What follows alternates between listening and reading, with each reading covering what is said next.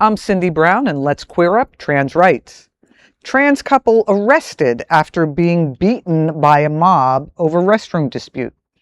Civil rights advocates are raising outrage after a transgender woman and her non-binary partner were arrested and charged by police in Louisiana following a violent assault by a crowd. According to reports, Shae Sanders and her partner Aurora Rush were targeted after being confronted near a restroom facility. Witnesses report that a mob surrounded the couple and physically assaulted them, leaving both with injuries. However, when law enforcement arrived at the scene, officers arrested Sanders and Rush rather than detaining any members of the mob. Legal advocates and community organizations are now demanding an investigation into local law enforcement's response, citing alleged police bias and selective enforcement.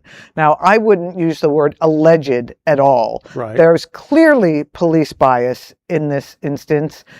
And when is the person that gets beat up by a mob gets arrested? I mean, it's unfathomable that any reasonable person would walk into a situation where a crowd of people assaulted two women and the police come and arrest the victims. And what in the name of suffering Jesus was the charge? Mm-hmm. What were they charged with? These bleeding, hurt people? Probably because the trans woman was in the women's room. But it's ridiculous. Even so, people can't beat up other people. Once again, you can't. No. They're so scary. Whether you think it's correct They're so or not. scary, It's these illegal. trans people, that we can just do Oh whatever my we want God, to them. they're so scary, Meanwhile, aren't they? they're the ones who are victimized. Totally. Again. You know, it's a way of criminalizing identity. I think the reason why they were arrested is not because of what they did, but who they are, obviously. Totally. Well, we say, of course, well, we know that because we're gay.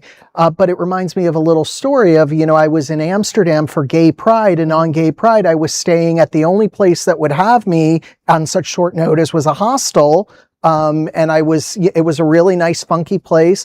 I was downstairs at 6 o'clock in the morning because I wanted to get to my boat really quickly for the Gay Pride Parade. I was wearing shorty shorts. I thought I looked really nice. And some security guard came up to me. They had Pride banners, came up to me and said to me, "You can't be wearing underwear in the lobby," and proceeded to say, "I'm going to have you arrested for that." In Amsterdam. In Amsterdam. Wow. Interesting. And that's what this kind of reminds me of. I mean, obviously I wasn't arrested, I wasn't beat up, but it's a criminalization of an identity. It's a singling out. It's a making wrong of a person for being who they are, of not conforming. Meanwhile, you could stand in a storefront window dressed exactly like that in that same city. He said to me, he said to me, "Those are underwear." I said, "Sir, I'm wearing a belt and it has buttons and a zipper on it, and they're short and they're shorts and they have pockets." And you said I never wear underwear.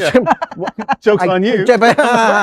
No, but that's what this story reminds me of, is that it's making wrong the person for expressing themselves outwardly. Exactly. In a place in New Orleans. Well, it sounds like it's New Orleans, but it said Louisiana. I'm assuming it's New Orleans, but maybe it's not. I doubt that it's I would New Orleans. expect them to be probably treated better. somewhere else. But whatever, it's making wrong however a person wants to present themselves. And I'm sure that the people weren't naked on the street. I'm sure that it was just them living their lives and going to the restroom and expressing themselves in a way that made other people uncomfortable. And probably the officer felt that they were justified in arresting them because they disturbed the peace. And that's what kind of brings up my trauma about what happened to me in Amsterdam, is that I offended, sensibility. It might be even more sinister than that, though, because it said they were found near the bathroom. Yeah. It might be an assumption that they were going to or from the bathroom. Mm-hmm. Like, it might even be more sinister than they were just using the bathroom. They might not even have been using the bathroom. I did read something that mentioned that they were coming out of the bathroom, but, it doesn't matter what anybody does. Agreed. This country does not give anyone permission No. to physically assault anybody for any reason whatsoever unless it's in self-defense. January 6th notwithstanding. Well, I guess when you have a small mentality and you're a small person and you live by certain rules that you believe keep you safe, and you see other people living by other rules that obviously don't conform to yours, you want to arrest them. You want to shut them up. You want to have them taken out of your reality because they don't conform to what you think keeps you safe and keeps the world safe. And it's a very sad state of affairs, and we need to do something about that. And I'm glad we're bringing light to it. I think that we, here at Queer News Tonight, we are telling the stories that nobody else is telling. Right. And that's why it's so important, because there are a lot of people within the LGBT community who are apathetic and who aren't, really aware of what's going on.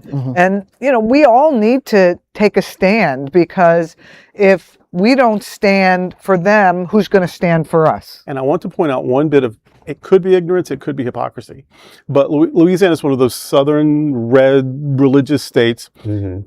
So that there's a lot of Christian bias and a lot of Christian, whatever, and all in this.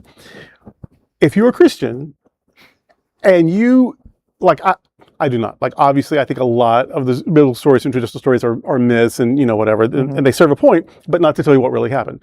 But for those who say, oh yeah, it really happened, you are following, admiring, venerating, worshiping, whatever, a guy who you celebrate every December as not having a father at all in the whole biological makeup, which means only someone with 2X chromosomes all by herself had a baby, which makes Jesus intersex. So the hypocrisy and or ignorance of naming your whole goddamn thing over what would be, if it were literal, an intersex person. Would you please deal with that for a second? Well, let's be real. If Jesus were alive today, they would call him woke and throw him in jail. 100%. Well, if Jesus were alive today, they would assassinate him like they did 2,000 years ago. Yes. Because we haven't moved very much as a species. And who did it was empire, who did it was government, and that's who would do it today. Exactly. Well, because people don't want to hear, the good news. You see what I just did there? Yeah. Anyway.